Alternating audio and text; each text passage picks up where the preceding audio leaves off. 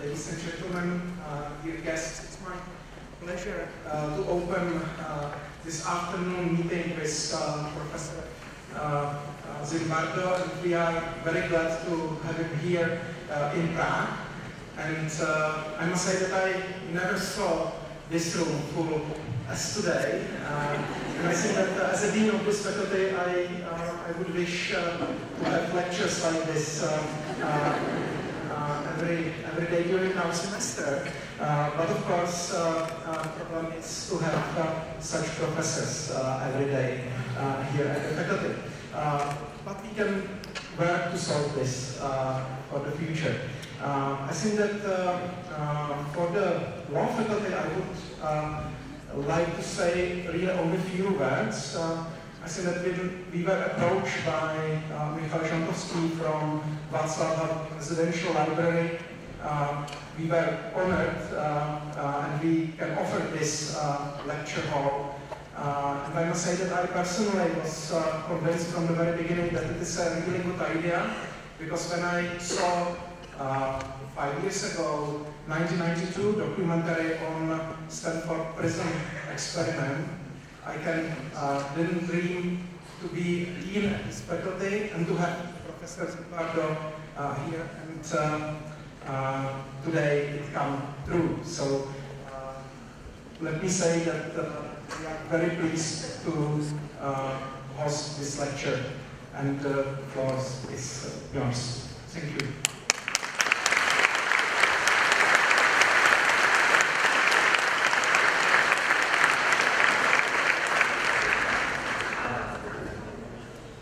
Dean Ghraib, Professor Zimbardo, ladies and gentlemen, it is a great pleasure for me to be here today with Professor Zimbardo, and our thanks go to Dean Ghraib and the Faculty of Law of the Charles University in Prague for enabling us to host this talk here.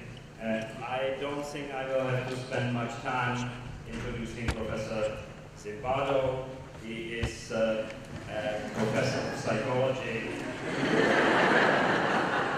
emeritus at the Stanford University in California. He became known, as you will all remember, in 1971 for the Stanford prison experiment, about which later he is an author of a number of textbooks and programs, TV programs on psychology, also, or books like the Lucifer Effect, the Time Paradox, the Time Pure, and founder of the Heroic Imagination Project, about which also later.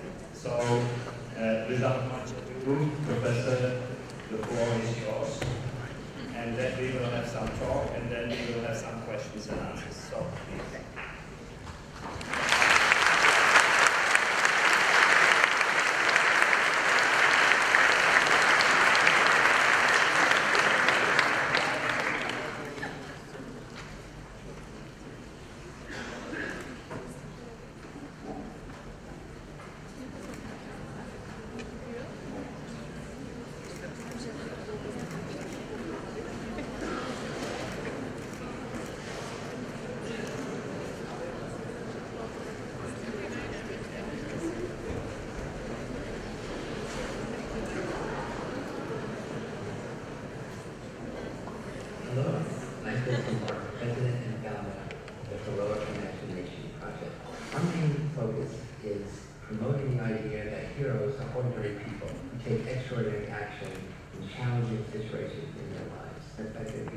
Do the right thing when other people are doing the wrong thing, or more often when they're doing nothing, and also to expose evil in all of its many forms as a whistleblower.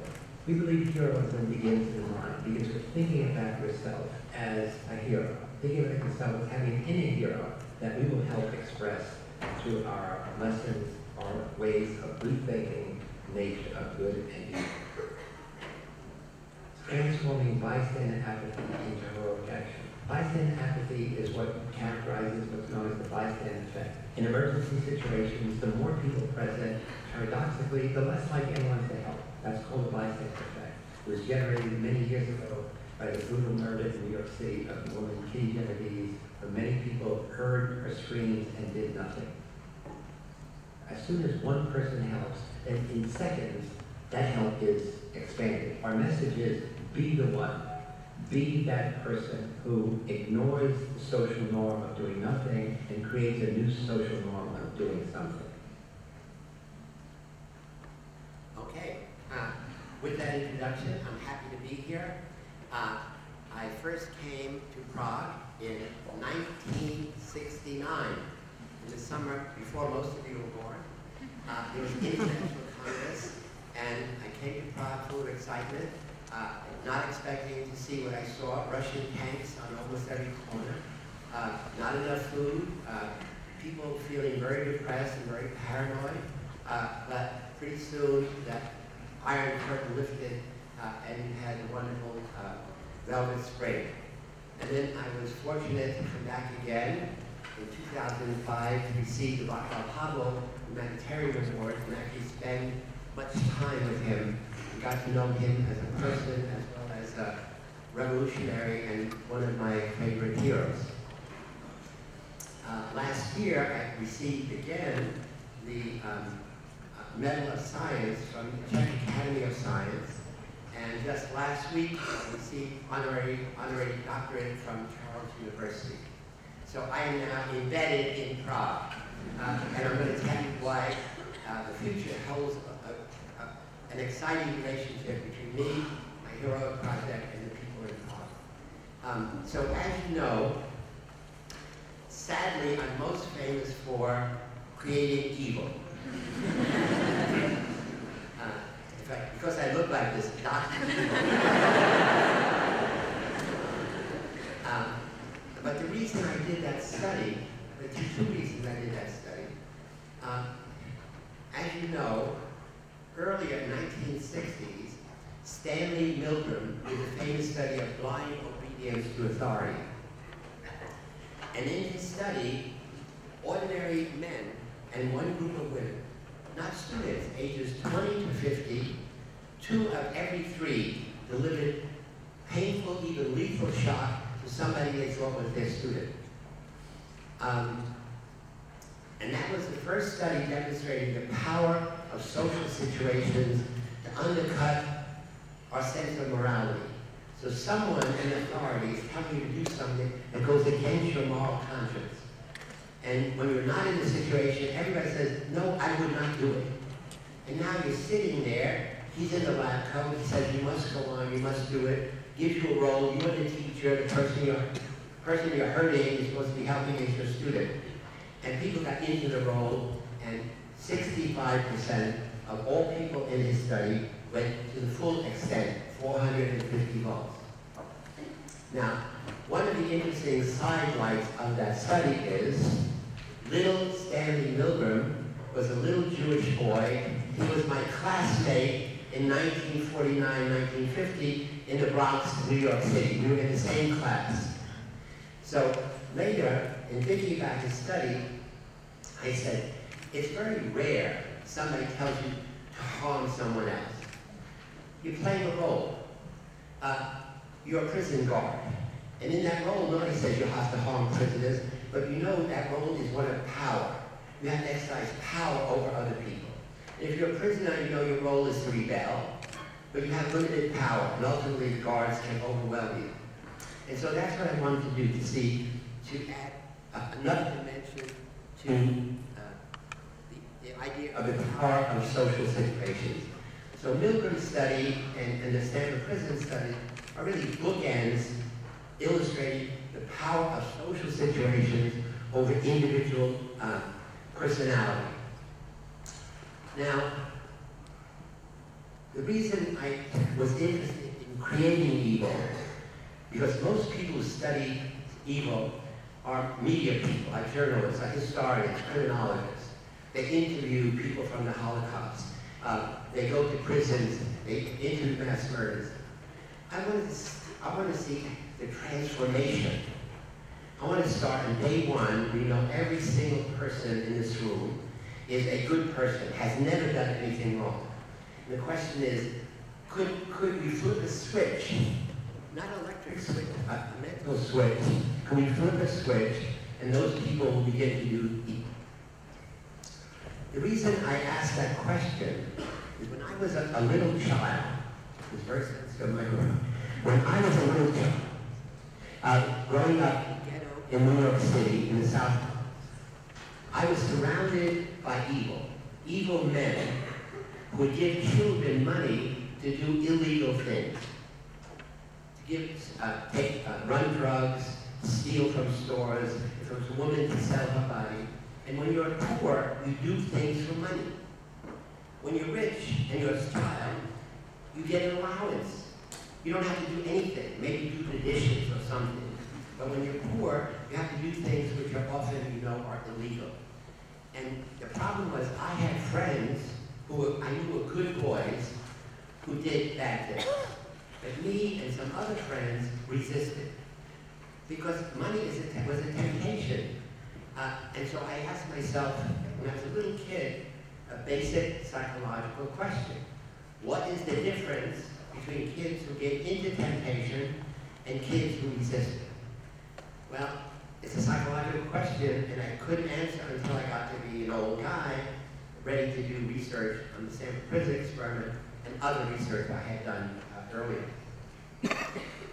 But when I finished that study, for me it was a little demonstration. I never wrote a book about it. I wrote articles, and I filed it away. I started doing research on the psychology of shyness. Shyness as a self-imposed psychological prison, in which if you're a shy person, nobody says you are shy, you say I am shy. And but because I'm shy, I can't ask a question. Because I'm shy, I can't ask a girl for a date. Because I'm shy, I can't ask her a raise when I deserve it. So I began to study shyness as a self-imposed silent prison of silent prison. And then I was the first person in 1972 to ever study shyness in adults. Psychologists only studied shyness in little children. So I started shyness research center at Stanford, and then we started a shyness clinic to help students who were shy to overcome it. And we were very successful. The shyness clinic I started in 1972 is still operating in California.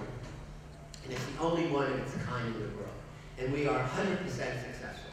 Because we know what shyness is, we know how to turn the switch and turn it off. So for me, the reason to do research of any kind in psychology is to try to understand something fundamental about human nature.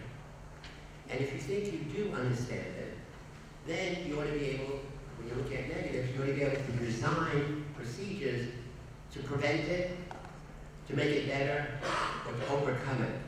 So the shyness clinic is one example of that. Also, the other thing I do is, as my host said, I also write popular books that millions of people read. I wrote a book, Shyness, What It Is, What to Do About It. And the same way, recently, I wrote a book on the prison study. I didn't write that until 2008, 1971, 2008, in order to share my views of why do good people turn evil.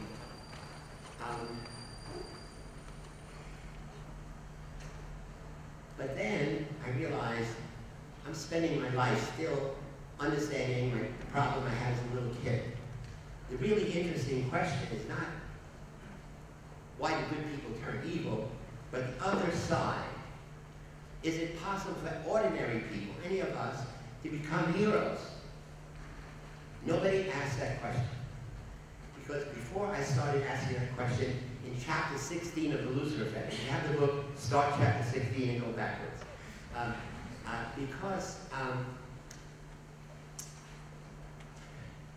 Until I asked that question, most people who are interested in heroes put heroes on a pedestal. Heroes are Agamemnon. Heroes are Achilles. Heroes are Mahatma Gandhi. Heroes are Václav Havel. Heroes are Martin Luther King. So people, Mother Teresa, people who are on a pedestal. And I said, that's really nice, but I'm a skill and strategy and knowledge to become an ordinary, we call ordinary hero. So that's been my mission in the last 10 years, creating a hero factory, producing, teaching young people how to be social change agents. So, what you saw in that little video, which a student made in Poland, is something we are about to bring to Prague. So what I have done is, I have created a number of lessons in social psychology. All of them organized around basic themes like, why don't people help in an emergency? How can we transform people who are passive, bystanders, looking at someone suffering, into people who act as heroes? Heroes act. Heroes, we teach you skills and strategy to be a wise and effective action hero. Not a superhero, an ordinary hero, everyday hero.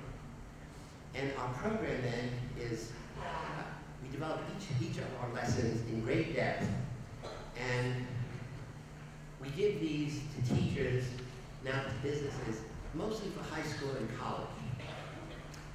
Our program is in the west coast of America. I live in San Francisco near Stanford University. But now, since I travel so much, every place I go, I do a training. I teach people how to use our lessons. So our program is all over Hungary. If you have not been to Budapest, it's my third favorite city after San Francisco and Prague. It's wonderful for students. We are now in 1,300 high schools throughout Hungary, our program. We're all over Poland. My family is Sicilian. We have programs in the ghetto in Palermo. Our program is in Bali, Indonesia. I'm going to go next week. Our program is in Geelong, Australia. It's about to be in Germany, about to be in Norway. But I talked about this last week when I was here, and there are a number of people in Prague who said, we want your program. We want it in the Jewish Memorial above me. I gave a talk in the medical school. People there said we like it. And so I'm working with a number of people here to say, let's arrange for different groups to license our program. And then the training will be, the best trainers are people I work with in Budapest, because they do training literally almost every day. That is, they teach teachers, they teach business people how to use our material. And they said they're willing to do training in Budapest. People go there, or they're willing to come here. So I'm really excited because this may be the first place where, in every place it's like a single foundation. But here in Prague, it looks like 4 or 5 very different groups say, we each want to do it independently. And so that's what I'm really excited about. That I think will happen. So I think with that, I'm going to have a dialogue with my old friend, and then afterwards, questions from you, and then if you want, at the end, selfies.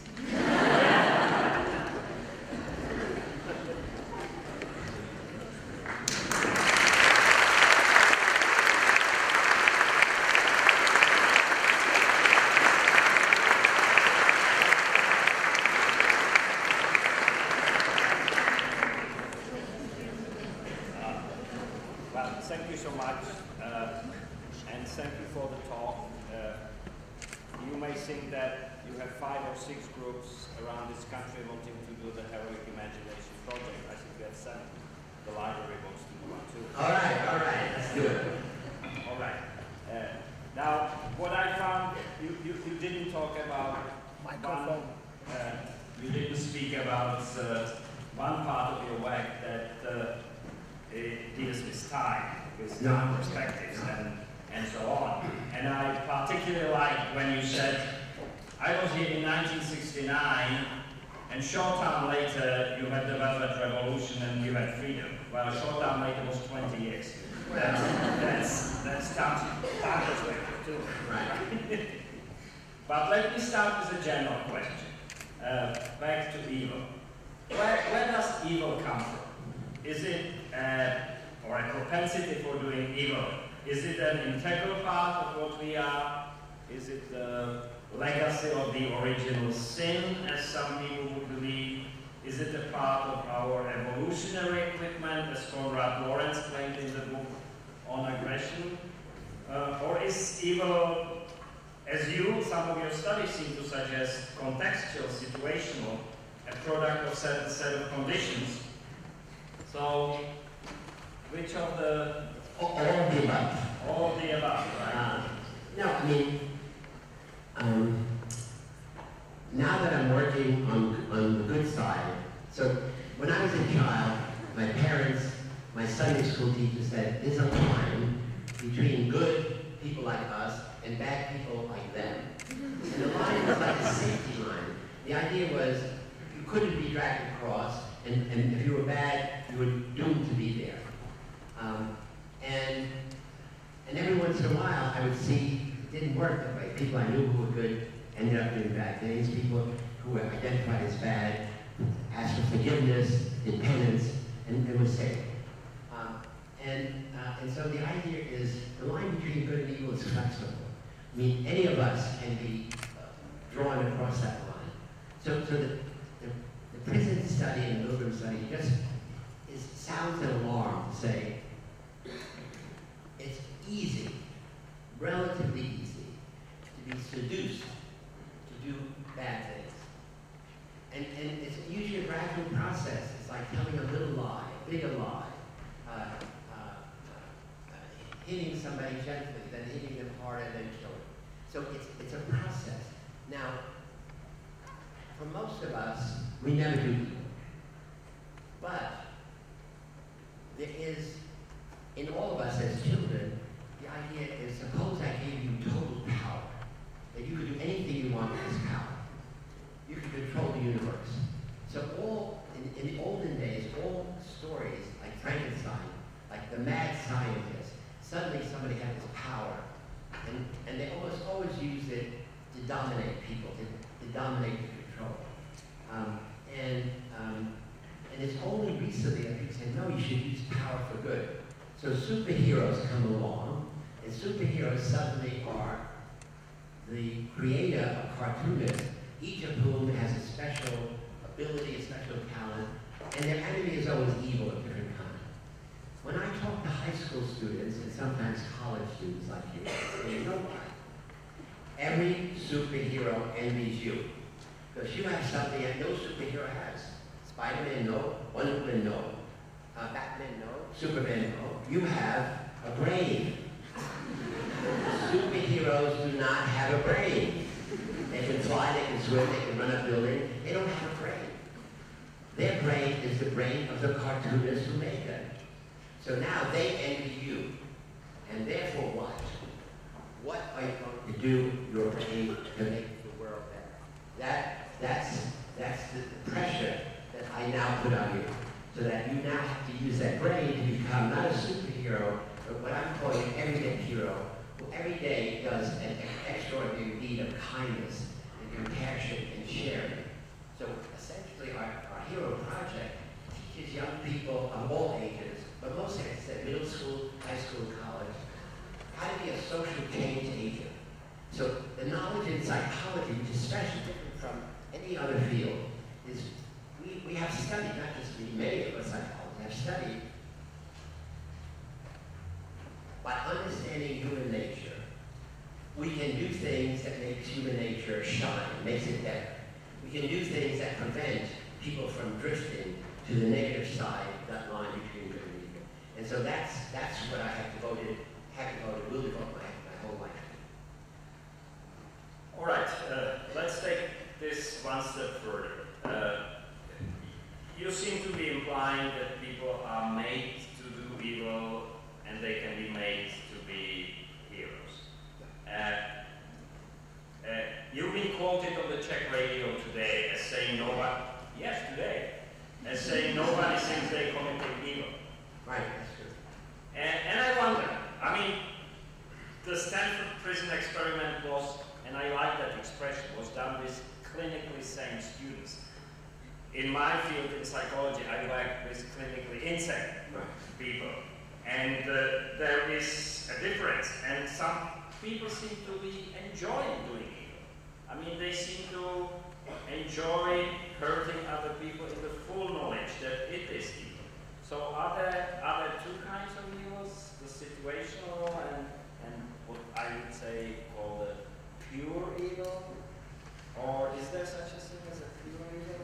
I don't know. I mean, these are profound questions. I mean, understanding evil has been part of every religion forever. In fact, on the other side is more evil done in the name of God than in the name of the devil. There's the Crusades, where people say, my religion is the only one, your religion is wrong. And I have to prove that by going to war.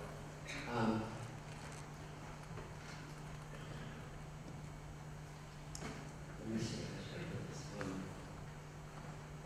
In the Stanford prison experiment, as you know, I went to great lengths to pick 24 young college students who were smart, well-educated, from all over America to play the role of prisoner and guard. We gave them a battery of personality tests, 7 different personality tests. And we only picked, of all the people who applied, we only picked those who were absolutely normal on every personality dimension. And then we randomly assigned one to be guard, one to be prisoner, one to be guard, one to be prisoner. So at the beginning, there was no difference in the 12 boys who were guards and the 12 boys who were prisoners. Within 2 days, there was no similarity. Every boy who became a guard became totally different than every boy who was a prisoner.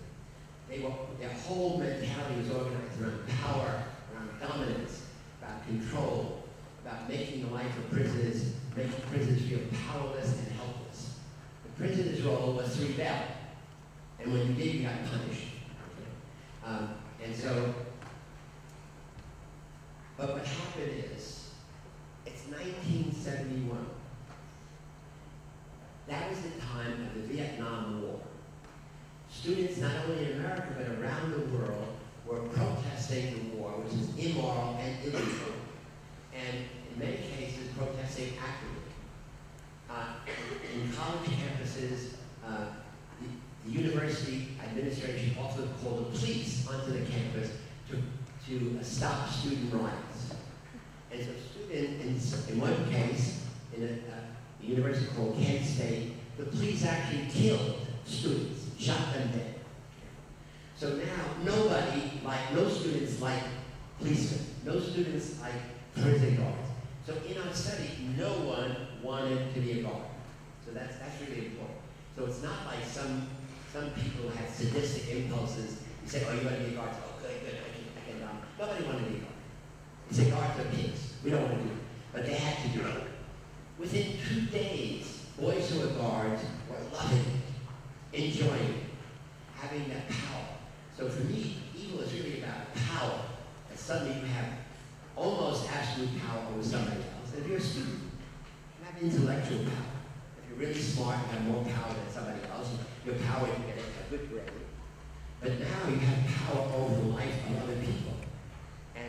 And then what happened was, for many of the guards, they became creatively sadistic. Now the problem of evil, simplifying it, is when you are bored, it motivates you to do things you ordinarily would not, for your enjoyment. So the guards had to work 8 hours, a long time. We didn't tell them to do anything. We said, be sure the prisoners are orderly, give them some tasks to do, see they don't escape. They couldn't play cards. But instead now, they had prisoners as their playthings. And one of the guards said later, the prisoners were like our puppets. We were the puppeteers. We could manipulate them, get them to do whatever we wanted. So that's the ultimate dehumanization. You're a college student, and by a flip of the coin, you could have been in the prisoner uniform instead of the guard uniform. And now you say, these other people, they said people, are our puppets. And we are manipulating them like puppeteers. And so in many cases, in a very short time, people began to play the role of guard, and they became the role. They became the worst, what it means to be a guard, is to dominate, to dehumanize people playing the role in prison. And we saw this around the world. In 2004, American prison guards in a prison in Iraq called Abu Ghraib did the same thing as our guards did. put bags over prisoners' head, stripped them naked, started simulating sexually degrading acts. Our guards did that in 3 or 4 days. In Abu Ghraib, it took 2 or 3 months. So it's hard to know where that impulse comes. I think in this case, you're put in a situation which you've never been in before. I do have to add one thing. When you have freedom of choice, you choose your life so that every situation you're in is safe, secure. If I want to know what you're going to do tomorrow, I say, what did you do yesterday? Tomorrow's going to be yesterday. Take over. Slightly. But now, suddenly, you're a prison guard or you're a prisoner in a situation totally unfamiliar. There's also other research done by my colleague David Rose, and it was suddenly, we're going to make you into a mental patient. You'll pretend to be a mental patient. You don't know what that means. So now when we put you in a totally new situation, the situation influences how you behave rather than your pre-planned vision. Yeah, but no, there's no question that what you described and analyzed in your experiments happens in real life. In some situations, it's definitely true that there are physiological and mental limits beyond which the moral integrity of most people breaks down. The stories of the Nazi extermination camps and Stalinist torture chambers and the POW camps and other such situations seem to suggest. And actually, I have a personal, quite strong and shameful such memory. I was in the 70s, during the communist days, I was in military service, and I was drafted into a massive exercise of the Warsaw Pact forces. In January, it was minus 20 degrees centigrade, and we didn't get anything to eat for 4 days. And after 4 days of this, I suddenly realized that if I was ordered to burn a village and shoot the people just to get a piece of bread or a warm bed, I would probably do it. And it stayed with me ever since. And it's a very humbling thought, because in our comfortable world we often live with the false certainty that our moral values will protect us from doing evil in any conceivable situation. Yeah, I mean, the other thing is, like children depend on our parents to create a safe environment for us. And then as we get older, we really depend on our government, on our politicians, on our president, on our legislature. Again, in Eastern Europe, you suffered 10 years of Nazis and 30 or 40 years of communists, and then there was suddenly freedom. But my big concern now is around the world, right-wing totalitarianism / fascism is coming back. We have it in America in the form of a man named Donald Trump, who will lose the election, but millions of Americans will vote for him, even though he's a sexist, he's a racist, he's stupid, but he has power. So people are turning to leaders who have power. Power saying, I do whatever I want. Okay? Many people throughout the world now feel, I don't have enough money. In the communist days, things were bad, but it was equal. Some of your parents might say, now, my life is better, but I'm envious of all the people around me who have a better car, a better house, a better job, more food, they dress better. So now there is this inequality. So now around the world, rich people are richer than ever, and poor people are poorer than ever. So the inequality gap in almost every nation around the world is growing year by year. And that's creating resentment of the people at the bottom.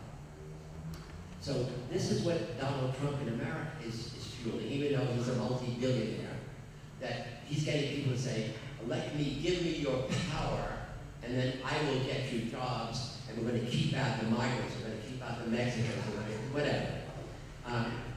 Here's a man who wants to be a politician. I don't know if he's ever visited Europe.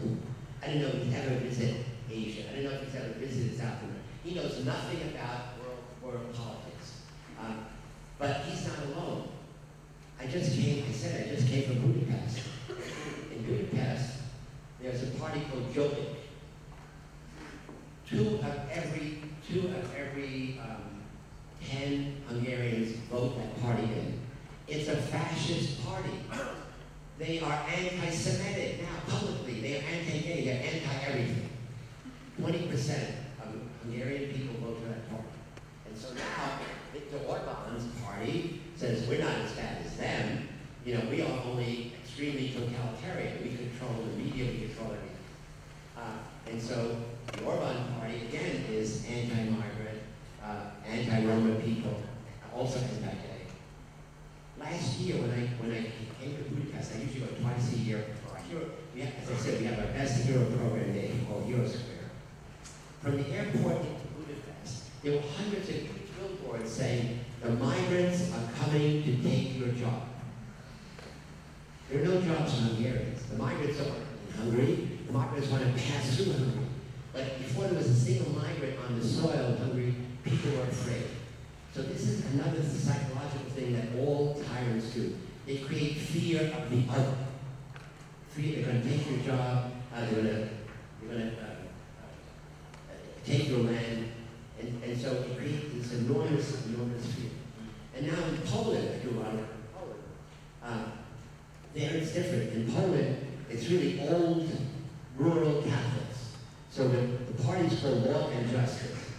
It's illegal and unjust. As soon as they got in, elected officials were replaced by politicians. They are now trying to vote against, they want people to vote to limit abortion of all kinds. Doesn't matter if the woman is raped, doesn't matter if the child is deformed. So this is the old-fashioned Catholics. And if a woman has an abortion, she should go to jail, and the doctor should go to jail. Now, it lost narrowly in the election, but everybody knows Poland said they will think of a way to get around it. And so here we have the example in Poland, and Italy is a right-wing government. In Slovakia, it's moving in that direction. There's some hint that in Czech Republic, there's some problem of the government wanting to try to be nice. But I'm concerned that democracy is on the decline and right-wing totalitarianism, I would say fascism, is on the rise. Yes, indeed. I mean, we don't have to be shy about it. In this country, we also have politicians who say that the migrants, of which there are none in this country, are coming to steal our jobs, rape our women, and murder us all. So we are out there with the rest of them. But let me play the devil's advocate for a little while. You said, and that's true, I mean, all the statistics show that inequality is on the rise around the world, in developed countries in particular, and many popular books have been lately written about it. At the same time, I'm not entirely certain that it is true that while the rich get richer, the poor get poorer. I think most data would show that the poor get richer, except the richer get richer faster than the poor. But in areas like hunger, controlling disease, a vast progress has been made over the last 50 years. So, what does it say about the psychology of how well off am I, and as compared to you? No, that's really good. So it really is, it's all in your mind. So, yeah, I mean, objectively, the rich get richer. I mean, they have more money in the bank, they have more stocks, more bonds, they own more land, richer houses. And as you said, poor people are not getting poorer. They are better off now than they were 10 years ago. But it's a psychological perception that is, my life is not as good as it could be. So I'm looking at Donald Trump, I'm looking at millionaires, I'm looking at people driving, big fancy cars. I'm looking at the media, people going to opening of a film festival, looking at people, young people going to a rock concert. I can't afford that. So it is that perception that my life is not, the quality of my life is not as good as it should be. And I want somebody to make it better. Now, usually, when you're young, you turn to your parents, well, they say, no, we can't make it better. We're limited to the job. And that's then where politicians come in. The politicians say, we will make your life better. We will make America great. We will make Czech Republic great. Whatever it is. And the question is how? How do you? So in America, nobody asks Donald Trump, how will you do it? He has never said once how he will do all these wonderful things. I mean, he's been lecturing, he's been debating. And people say, you gotta tell me what is your plan? Give me 5 ways you're going to make America better for me, not in the world. How is my life? It's a question every citizen says, how will my life be better if we elect you as president? You have to tell me. Give me 5 ways. Give me 3 ways. Give me 2 at least. And nobody does that. Everybody's going for slogans. Now, you said at the beginning, I'll talk about that. Nobody ever does evil. The interesting thing is, in the preface of Mein Kampf, which is Hitler's autobiography, My World, he says, in dealing with the Jewish question, I am doing the Lord's work. So, in your mind, you come up with a justification. So human beings, so all the research, the other research I did earlier is on the psychology of cognitive dissonance. And it says, human beings are not rational. We are rationalizing. We can justify anything. We can come up with a reason why we are doing a bad thing. We can come up with a reason why people like us are doing bad things and make it seem as if it's good. So this is something you have to realize, that this incredible human mind can distort reality, can make something that's clearly evil, can justify it in a way, so Hitler would say, by ridding the world of Jews, the vermin. I am doing God's work because God wants Nazis to be the superior Aryan race. And so he convinced himself. So nobody ever says, hey, I really did a bad thing. You always can come up with a reason, a justification for why you did something which other people say is no good. All right, let me ask you a question. In the Lucifer Effect, the book that is, I believe, partly derived from the Stanford prison experiment. Yes. You describe 7 steps on the slippery slope to evil, mindlessly taking the first small step, dehumanization of others, the individuation of self in anonymity, diffusion of personal responsibility, blind obedience to authority, uncritical conformity to group norms, and passive tolerance of evil through inaction or indifference. So those are the... I studied that. Okay. But those are the internal factors that conceivably you can do something about. But then there are also steps that more or less depend on the external factors, the external techniques that have been used to break down the passive resistance to doing evil, such as brainwashing, ideological indoctrination, sleep deprivation, sensory deprivation, collective psychosis, disinformation, torture, etc., etc. Is there any way to defend oneself against those? That's a lot of bad shit. I like that.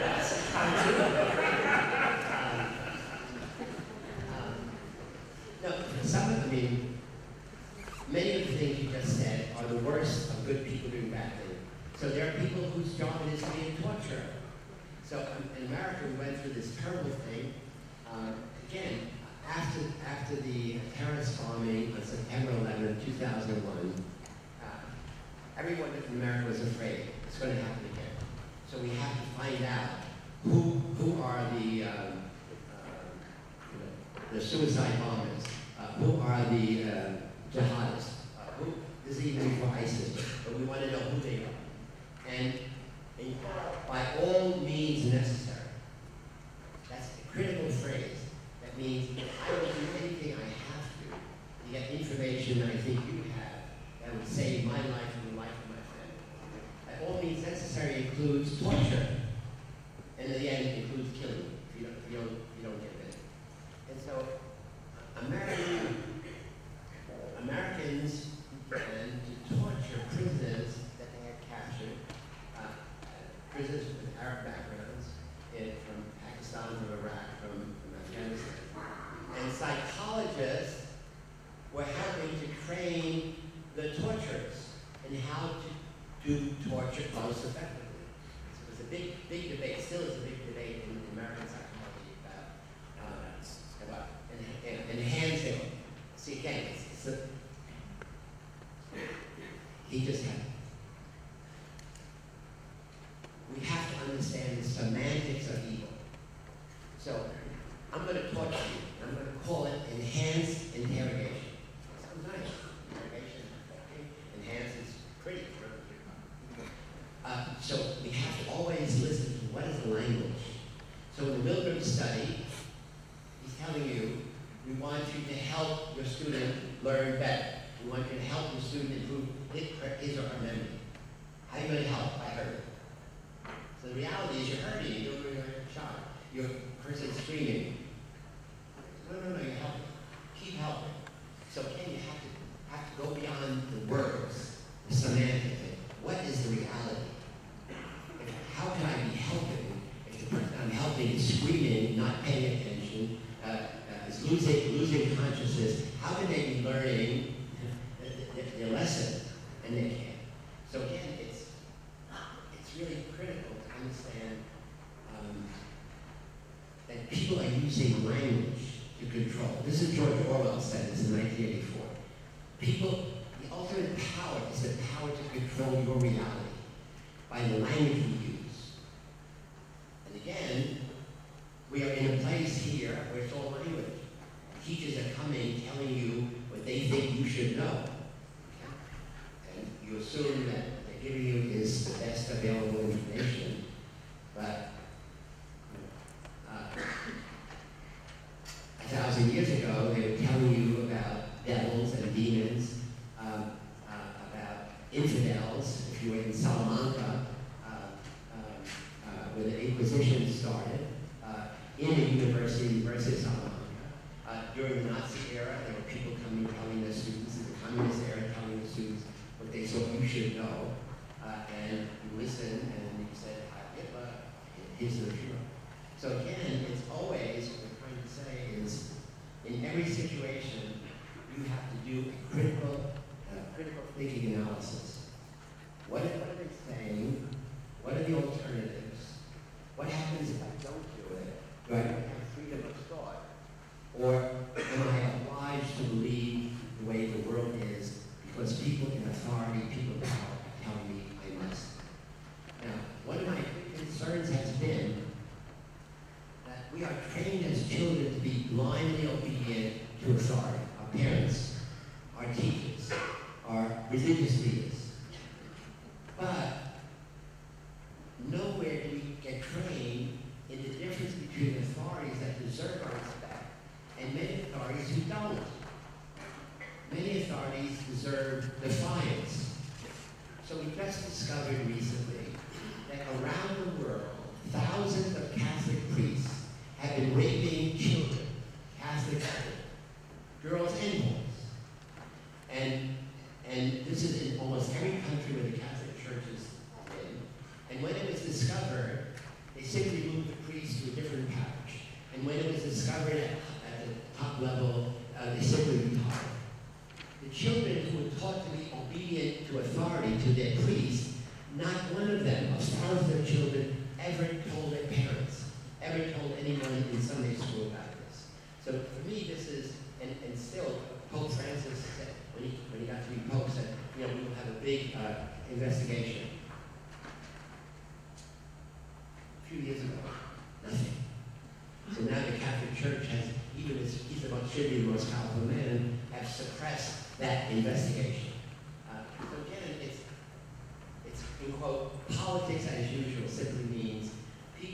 power know what to do to keep their power. And sometimes they have to suppress negative information, sometimes they have to excessively promote a little bit of positive. Well, admittedly, the Catholic Church usually takes a few centuries to correct its mistakes. But let's move to a more positive note to your heroic imagination project. You work with former young delinquents, former gang members, etc., etc. And you teach them to overcome what you were just describing, the bystander effect. Overcome bad shit. Overcome bad shit, the fixed mindset, social conformity, stereotypes, etc., etc. What techniques are you using? Oh, I mean, psychology, especially social psychology, cognitive neuropsychology, is more interesting now than ever. So if you're not taking psychology, you should take it. Because it's, when I took psychology, I took introductory psychology in 1950. I was so excited. I'm going to answer that question. What's the difference between good people and bad people? And it was boring. It was the most boring course in the universe. I couldn't believe it. It's rats running mazes. It's students learning nonsense syllables. Who cares about a nonsense syllable? I want to learn about sensible syllables. And it was color wheels. I mean, and nothing was connected. And I was a really good student. I got all A's, except in introductory psychology, I got a C. The only C from kindergarten to graduate school. So I said, forget psychology. I switched. I majored in sociology, I majored in anthropology, and it wasn't until I was graduating that a friend of mine who was a psychology major said, hey, I need a research partner in my course. And I said, no, I hate that stuff. He said, please do me a favor. I said, okay. And then suddenly we started to do research, and oh my God, this is what I love. So I started doing research, and my senior year I took all psychology, and then graduated with the Yale graduate school, then fell in love with it. But now psychology is really more interesting than ever.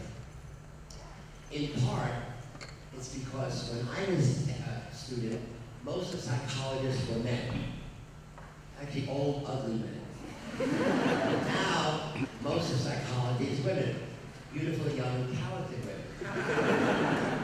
And what women have brought in, instead of trying to understand violence, aggression, war, peace psychology, family psychology, health psychology is a really newest area.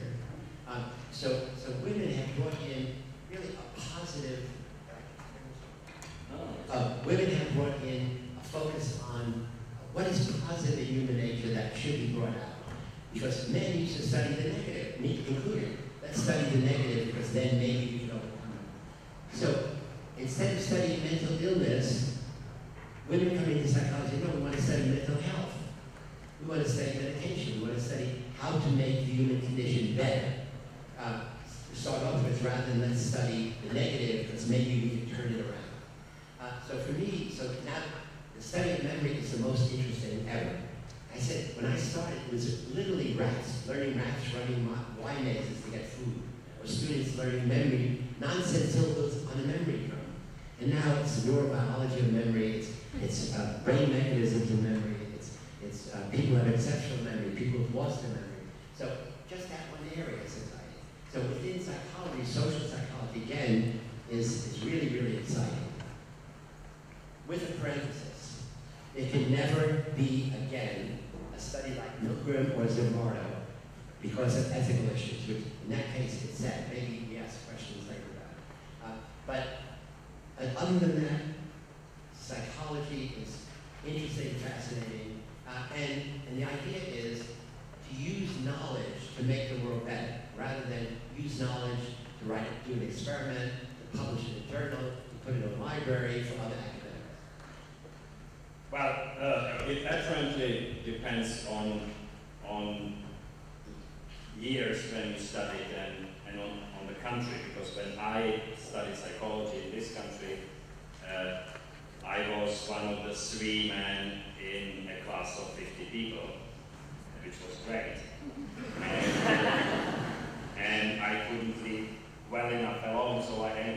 politics, which is full of men only.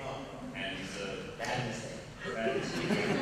but I just, before we finish it and turn it over to the people in the room, I want to ask you a little about the time perspectives, because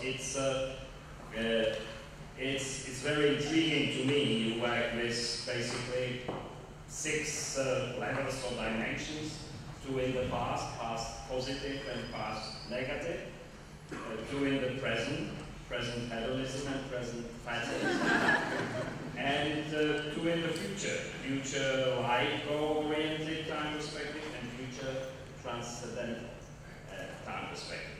Now, and you seem to believe that a lot of past positive, a moderate amount of present hedonism, and a lot of future life goal-oriented time perspective makes for happiness in life and for a good life. Now, it sounds very simple, almost like a hi-fi audio equalizer, but how does it square with other concepts of time perspective, like in Gestalt therapy, when you would attach much more of a premium to the present, the here and now, with psychoanalysis, which would attach much more of a premium to the past, or with various versions of transcendentalism, which would favor the transcendental future. So, is there any role for the transcendental future in your theory? Oh, okay. So, the reason everything I do is autobiographical. So why did I study time perspective? I should say, all my life I'm focusing on power situations over personality. In fact, I always talk about all the research in personality predicts almost nothing. The best personality tests correlate with each other only 0.2 or 0.3, meaning they explain very little of the variability in behavior. And so here I developed a scale, the Zimbardo Time Perspective Inventory, ZTPI, which is the most valid, the most reliable scale. People are using it around the world, hundreds and hundreds of researchers, many young people in 20 or 30 different countries. And everybody who's using our scale is getting significant results. So if you don't have a dissertation, think about it. Now, as was mentioned, is that when I thought about time perspective, the big zones are past, present, and future. We live our life in one or the other of those, or we switch from one to the other. And the reason I began to study it was, again, growing up poor in the Bronx, my father was often unemployed, and he didn't care. He enjoyed being unemployed because he didn't like to work. He liked to party. He never should have gotten married. We have six people in our family. He was a musician. He could play all instruments. He could sing. He could dance. So he loved to go party. Later on, he would have been a rock and roll guy. But we were poor. We didn't have food. And it was clear to me that the only way out of poverty is to be educated. And to be educated means one thing, to learn about being future-oriented. What I'm going to do today, I'm not going to go play with my friends. I'm going to study, because when I get the exam tomorrow, I'm going to do well in it. And if I do well in the exam, I'm going to get promoted. If I get promoted, I go to the next level. And finally, I graduate, I get a better job. So it was clear, as a little kid, I had to be educated. For my father, I had to go to work. I had to fight my father against studying. He said, don't study, you're going to burn your eyes out. Go play. I said, no, Dad, I have to study, I have to do well. And he never cared about being poor. He's what we call present hedonistic. He enjoyed living in the moment. And that's okay if you're single, that's okay, or if you have a lot of money. But it's not okay if you have a family. The most interesting thing is in 1947, my father, with no education, my father didn't go to high school. In 1947, my father built a television set. Television was invented in the world in 1946, 1 year before. 1947, no one had a television set. My father got a wiring diagram, had somebody teach him how to read it, and made a television set. We showed the World Series of the New York Yankees against the Brooklyn Dodgers. My friends paid 25 coins to see it, and everybody was excited. I said, Dad, okay, you know how to do it now. We can make money. We make a lot of money. We can get out of poverty. No. The challenge was to do one. I did one. I don't want to do it again. I couldn't believe it. I said, Dad, what's wrong? You know. So again, it was. So I always was interested in the psychology of time travel. How could he live in his present hedonistic zone? How could I live in the future? And my mother, of course, was always talking about the good old days, how it used to be when she was a child, when she was living in Sicily. And so my interest in time, and then in the Stanford prison experiment, there was a time distortion. Each guard shift was 8 hours, guards worked 8 hours. Each guard shift was like one day. There was no lights, there was no clock, there was no objective time. So each guard shift was like a day. When that shift came, it was like the end of the day. Next shift came on. Not only for the prisoners, but also for me. So I came to think about, how time is really, psychological time is all here. And so I developed the scale, we started doing research. And what we have discovered, not people around the world, said having a balanced time perspective is critical for psychological health. It's critical financially, meaning having a focus on the good things in the past, never the negative. People who live in the negative past are post-traumatic stress disorder focused. You want to be present hedonistic, but only as a reward for achieving something being future-oriented. Transcendental future simply means you live your life to be a good person, so when you die, you go to heaven rather than hell. And only some people in some religions believe that. So, for example, Jews don't believe in heaven or hell. They don't have that concept. So that's irrelevant. So it's really a balanced time perspective called BTP now, is focus on positive in the past, never the negative past. Present hedonistic.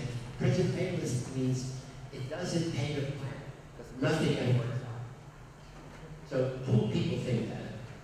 Muslim people think that, because Allah determines your faith. But the future, but not extreme, because you don't want to work hard. So again, there's lots of research that says when we identify people who have that balance, we see all the many things in their life are much better than people who don't have that balance. So I wrote a book called The Time Paradox, and then I wrote another book, Time Cure, how you use these ideas in therapy.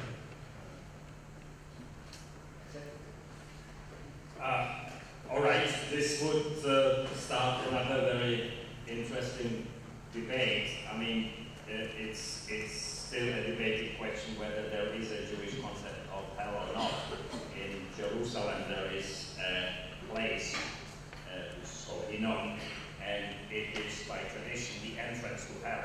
So yeah, they think of something, but they don't have strong ideas about afterlife. You're right about that. I should say one thing. When you finish. Okay. One thing is, I call my book The Lucifer Effect. Why? Who was Lucifer? Lucifer was God's favorite angel. This is mythical history. Lucifer means loose light, lucidity. So Lucifer is the bearer of light, of wisdom. And so he was the #1 angel of all the angels in the universe. And one day, God decided, he was bored with the angels, they always do good things. He said, I'm going to create a mortal person. I'm going to create Adam, my perfect mortal creature. So he told the angels, hey, I got this thing, I got this Adam, I'm creating him, and I want you all to honor him. Lucifer and some of the other angels of God, it doesn't make sense. We are immortal, we live forever.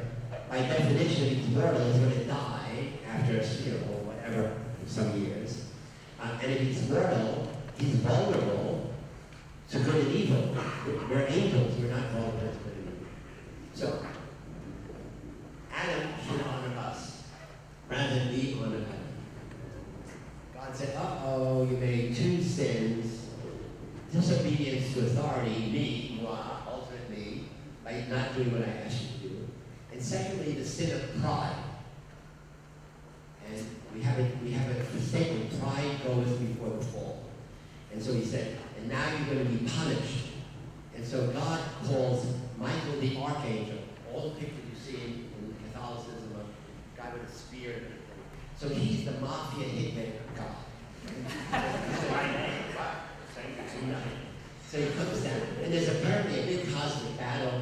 Is Lucifer, Beelzebub, Mammon, all the angels versus Michael and all the angels who were quiet. And of course, Michael wins with the help of God on the side. And so what does God do? He says, because you have sinned, because what you did I'm going to consider sin, I'm going to cast you out of heaven, and I'm going to put you in a place I'm going to call hell. God created hell to put the fallen angels. So initially, it was, a conceptual place, but then over time, in our mind, became a real place somewhere down there. And then, at first, it was just filled with fallen angels, but then also any later mortal, after Adam disobeyed God, then any fallen. Now,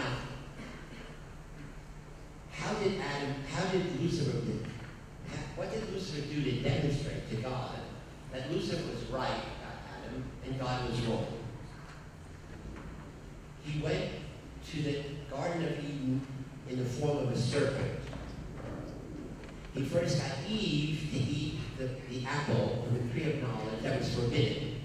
You remember this story? And then the serpent, who was Lucifer in disguise, got Eve to persuade Adam to also take a bite. The moment Adam bit the apple, he proved that Lucifer was right and God was wrong. That Adam was corrupt. That Adam was moral. That Adam was capable of sin against God, because God said, you can do anything, you can't eat fruit of the tree of knowledge. At that moment, what should have God done? He should have said, Lucifer, I made a mistake. I'm going to shut down hell. There's no more business. I want you guys to come back and start over. Think about it. But that was, he didn't take a course in psychology of conflict resolution. Had he done that, the whole thing, there'd be no hell, there'd be no evil, everybody would be happy, they could give Adam a second chance, or say, switch from apples to bananas or something. And we would all live in paradise ever after. Right. All right, over to you guys. Who wants to go fast? I'll take the mic. And I will ask you to introduce yourselves and hello. There you go. I'm here actually. How's the mic? The mic. Okay. The mic. My name is Maxim, and first of all, thank you very much for sharing so many insights with us. I wanted to ask you a question. What's your perspective on aid and help of technology in helping us to become heroes? On what kind of tech? For example, technology that could help people in emergency situations, or help people to become heroes in such situations. I don't know what you say a little more. What kind of technology? I mean, give me an example of what you mean as a kind of technology. So an example, a system that guides you to the nearest fire extinguisher or to the nearest safe exit. Oh, yeah. So, so essentially, it's that's primitive technology. It's like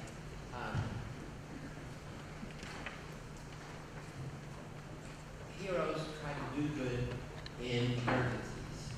So if there was a fire now or smoke, what would we do?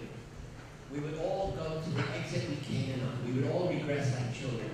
And that if that exit was there and there, many people would be killed, trampled, because we can't all get to that exit. So a hero would say, stop, and say, single line. Everybody will make it. So technology helps us have exit signs, flashing, fire sign. Now, there's another kind of technology that I've been arguing against, It's a video game technology. So the idea is video games are newest technology, which is many young men around the world are becoming obsessed with playing video games. And video games teach you complex cognitive motor skills, shooting down the enemy. I wrote a book called Man Interrupted, someplace called Man Disconnected. It says young men around the world are becoming addicted to playing video games, and they would rather play video games than anything in the universe. Rather do with friends, with girlfriends. Many of them play video games 6, 7, 8, 10, 15 hours a day, 7 days a week. Nothing wrong with video games in moderation, except video games you do in social isolation. You're in your room alone. And so what are all the things you're not doing if you're playing video games, say only 10 hours every day? You're not exercising, you're not talking to friends, you're not socializing, you're not doing anything creative. You're not reading, you're not writing, you're not doing the homework. You're getting obese, you're sitting, eating junk food. And then the newest thing is, in almost every country around the world, except Iran and China, it's freely available pornography. So the break in playing video games, press the other button, and up comes 10,000 beautiful dancing women, all of whom want to have sex with you. So you watch a little bit, get masturbate, have orgasm, put it away, go back to the video game. So many boys now live in a dual world of playing video games and watching online pornography. And they would rather do that than anything else. They have given up friends, they have given up girlfriends. Kids are starting at age 6 years old watching pornography. There's a study in England that 3 porn sites are among the most visited by children 6 to 14 years old. And so I'm arguing this is a dangerous trend happening in almost every country. It's going to get worse because these are multi-million or billion-dollar industries that compete with each other. Right now, the games are made by men for male values. Video games are dominance, control, competition, and the pornography is, again, dominance, control, objectification of women. So I believe that eventually games and pornography will be made for women because it's a market. But the newest thing that's about to happen within a few months is virtual reality goggles. Google invented goggles, made goggles. It'll only cost $99. When you put the goggles on, in video games, the enemy is not on your screen, the enemy is here. When you put the goggles on, the beautiful naked women are not there. They're dancing all around you. I think young men will never take the goggles off. And they will live in virtual reality until they die. And that's an alarm on someone. Well, think about it, guys. You are. Good afternoon. My name is Martin. It's very much pleasure to be in person and seeing the person to work leadership. Can you try to do something with the mic so that Probably says professor, and he's probably right. I can speak now loud. Okay, good. So my question goes to the phenomenon of Now it's working. The seduction by the power.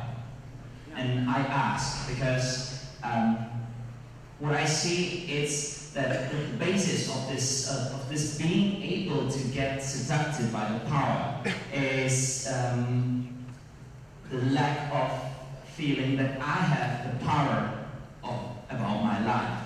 I have the power to control fully my life, and I'm totally responsible for that. And I'm not responsible for anyone else's life, but I'm responsible for mine. And my question is, do you think we're working on self-worth, self-esteem, being responsible for one's life helps to prevent this seduction by power? That's a great, great question.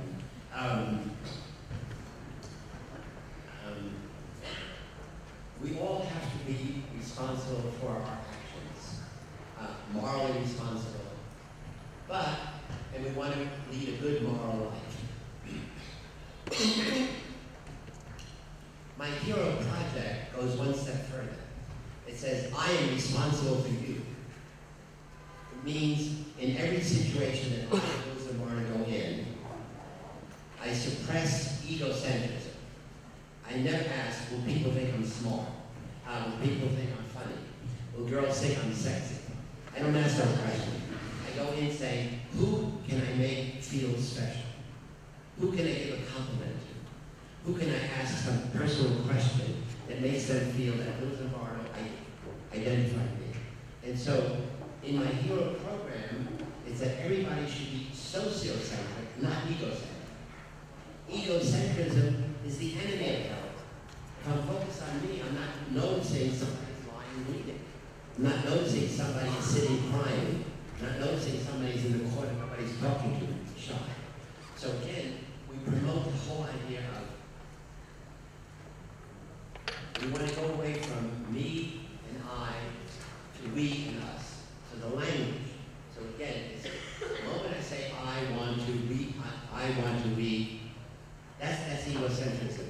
It's always what can we do? What could we do? So again, I promote the notion of a hero squad. That if something's not working in your family, in your school, when you challenge as an individual, the powers could dismiss you. You know, you're a fanatic. Once you have three people say, sir, we believe that. Now, it's a point of view. It has to be recognized as a point of view, as in a democracy at least. So what we teach is not only, how to be an effective bystander, how to change a fixed mindset into growth mindset. We teach these kinds of things, how to change your basic perception away from egocentrism to sociocentrism. As we say, heroes are people who every day practice the social habits of heroism. Being kind, being caring, doing good deeds, being social change agents. And that's our orientation. Great question. The lady on the... Here, upstairs.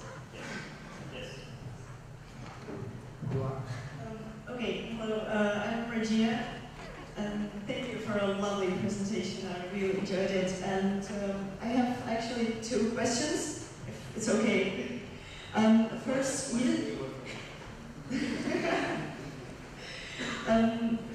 you said that you think that the situation somehow influences the behavior, and don't you think that it might mean that even, for example, mental asylums may empower the mental health problems in those people who are in those asylums? And my second question is if you think that coming to power always means that you become somehow evil, and do you think that you are immune to evil? So that's it. Okay. Well, there's been a lot of criticism starting in the late 60s of the last century of mental health institutions and of some of the effects on behavior of the patients being found out not to be the results of the disease itself, but the results of hospitalization, and that led to a great liberalization of the mental health system, to the introduction of various halfway houses and after hospitalization institutions, etc., etc. There is a great movie having something to do with this country. It's called One Flew Over Cuckoo's Nest. It's, I think, a 6th Oscar movie made by the Czech director Miloš Forman, and it's about a crazy nurse obsessed with power in a mental institution and what it can do to the patients as a group, and also how it can produce a hero. Your subject. Yeah, I would recommend that. It's a wonderful movie, One Flew Over the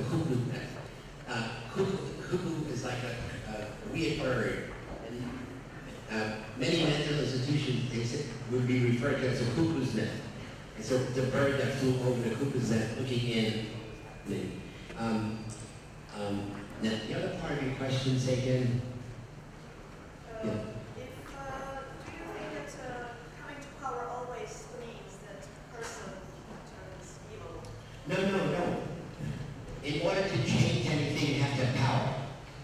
I mean, little children feel that, what it means to go from a child to adult is you should have more and more power over your life.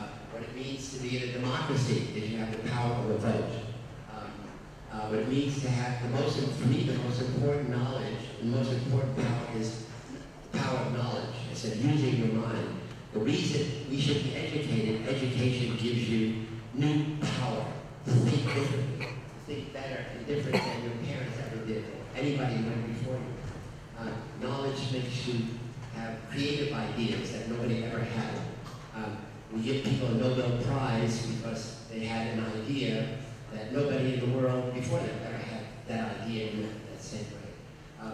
So knowledge, power doesn't necessarily corrupt. I think it's when it's used for selfish gain. I'm using my power to make you obey me. So again, parents, as I said earlier, not all parents deserve our respect. There's some parents who insist that the children obey them, really blindly. As we said in the church. So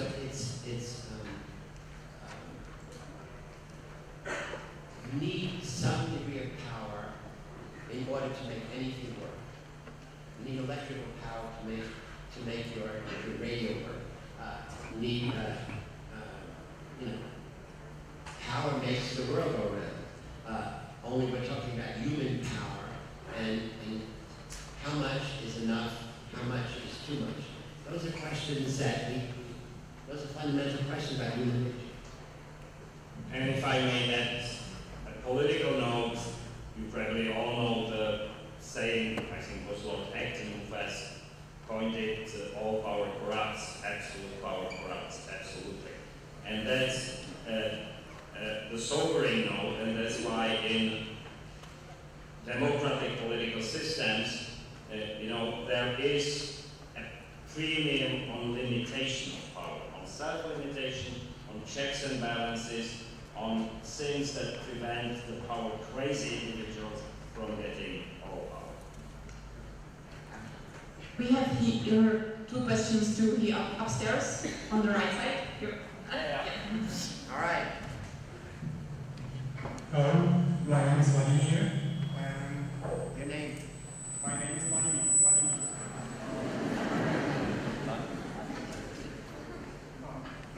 My name is Vladimir.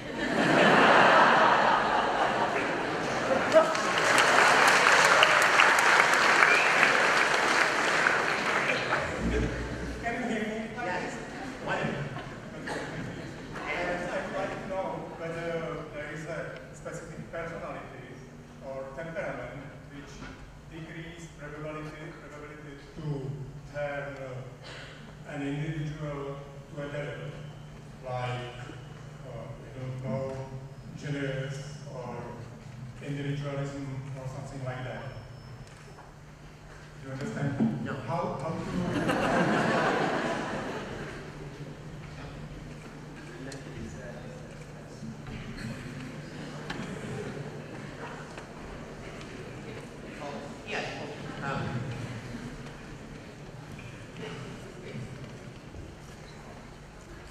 When Stanley Milgram did his research, he asked 40 American psychiatrists what percent of all Americans would go press the switch to 450 volts.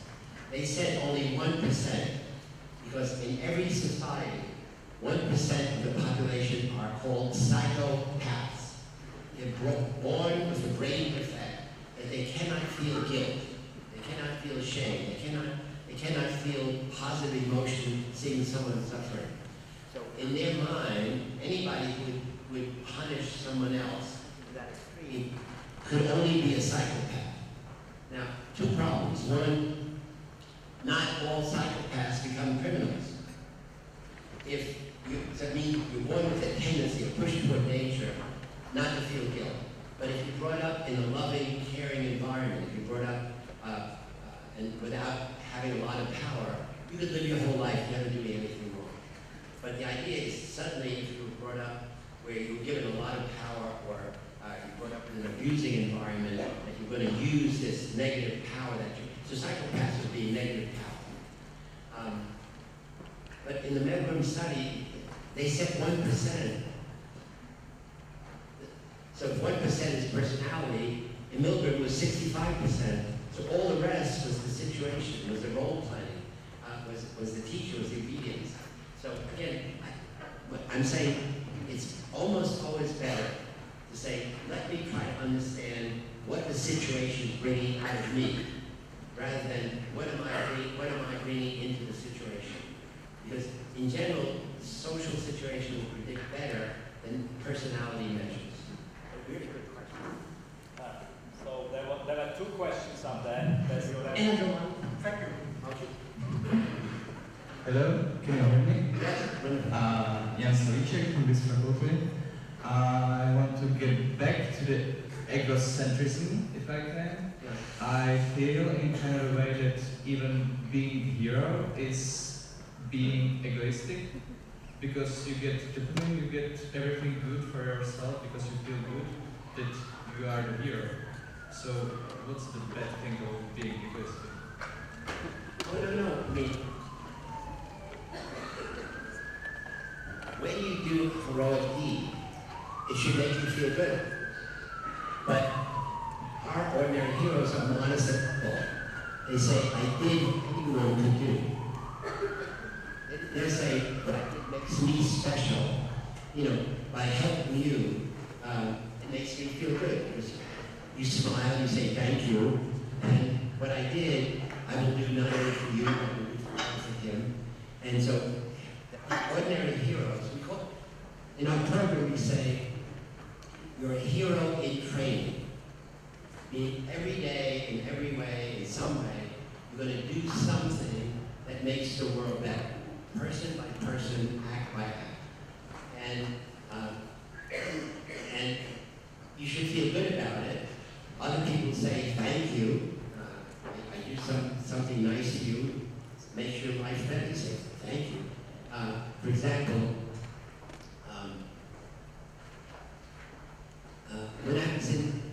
when I was in Hungary 2 weeks ago in Budapest, our program there had a number of famous celebrities, singers, ballerina, comedy writer, comedian. Each of them said, I'm an ambassador of the Hero Square, and for the next 30 days, I will do a chow.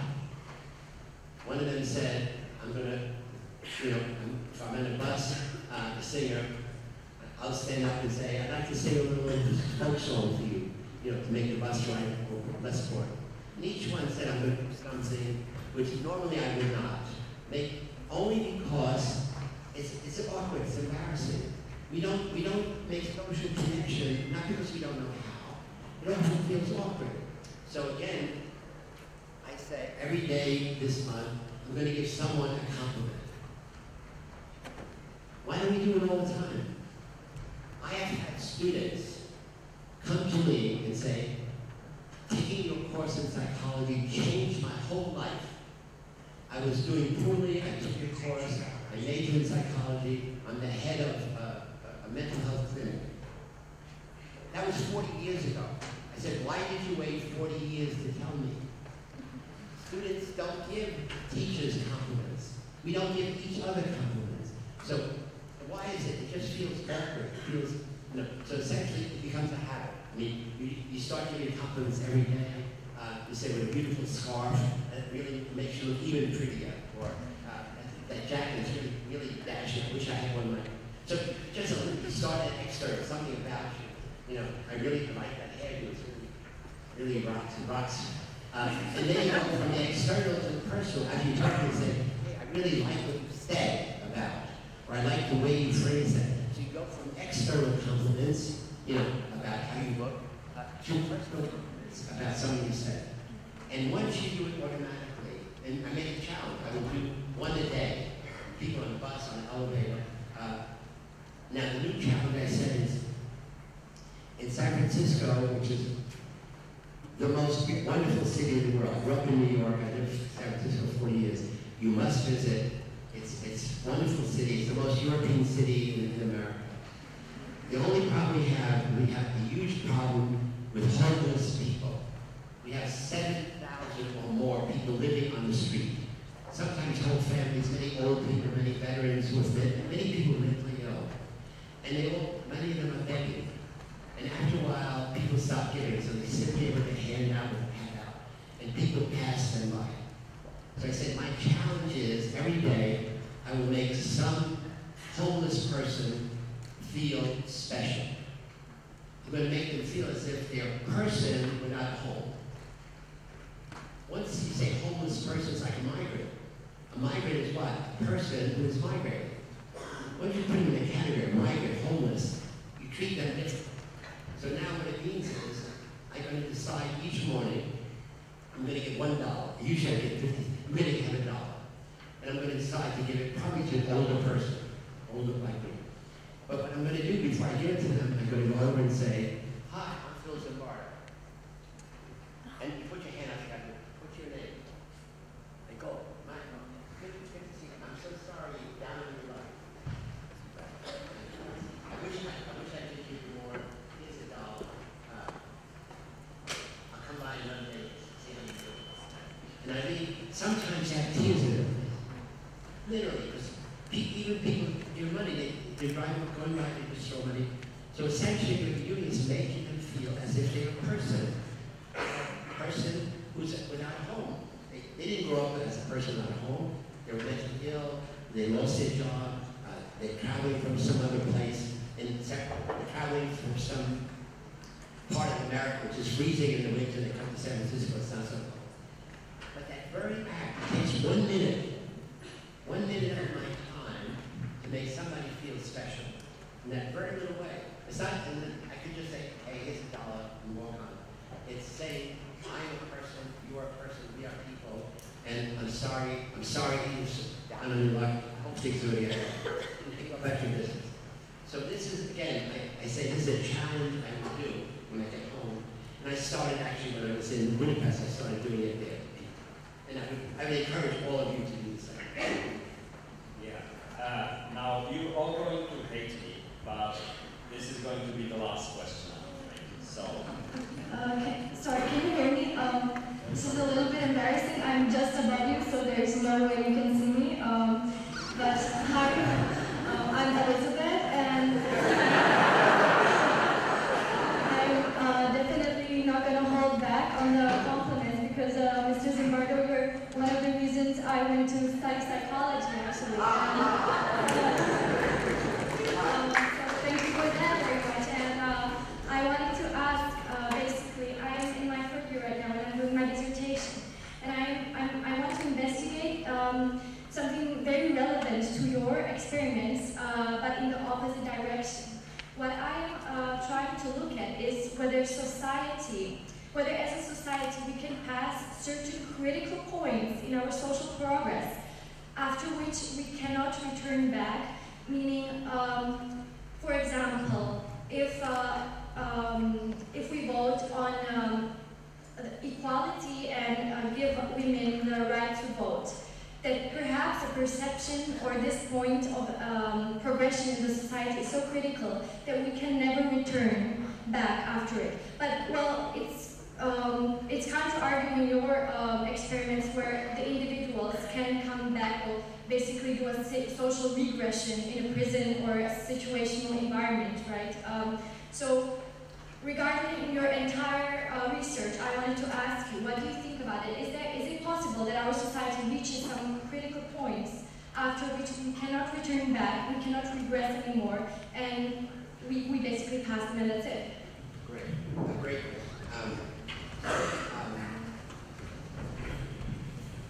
That is that's the power of law. So, for years, for decades, centuries, women could not vote. Men were in charge. Women are too emotional. Women they don't care enough. Women don't know enough about politics. Politics is man's business.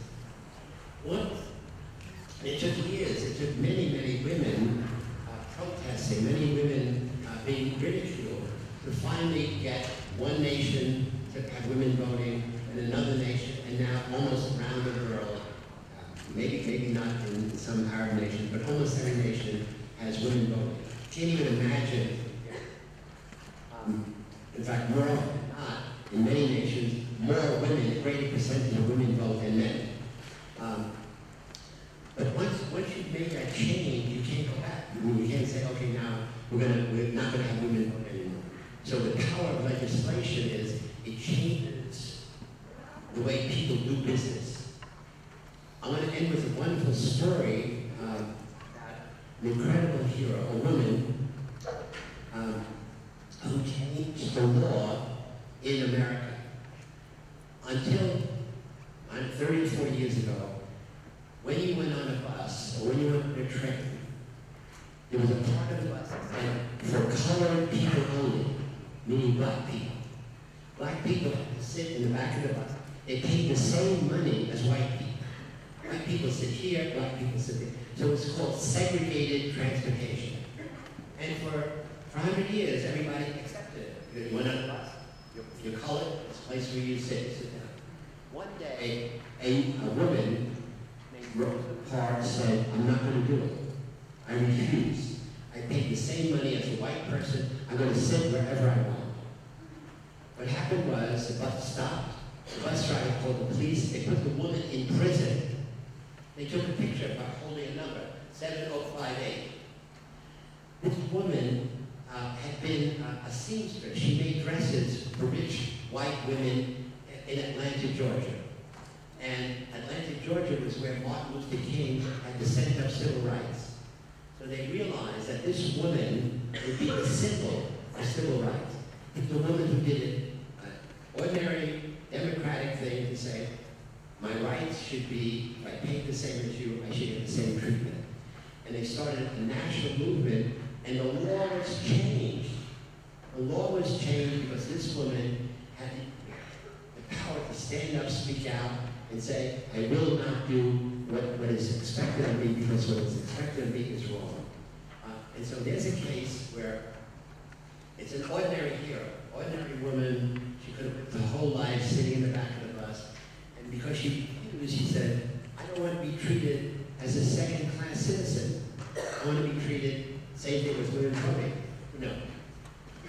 You know, I raise a family, I work hard, I do everything a man does. I should have equal rights to men.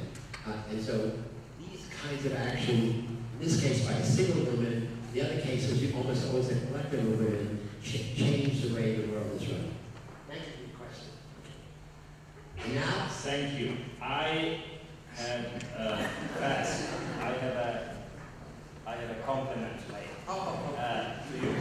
I mean, this was not only an honor and a very educating experience, but a rewarding experience.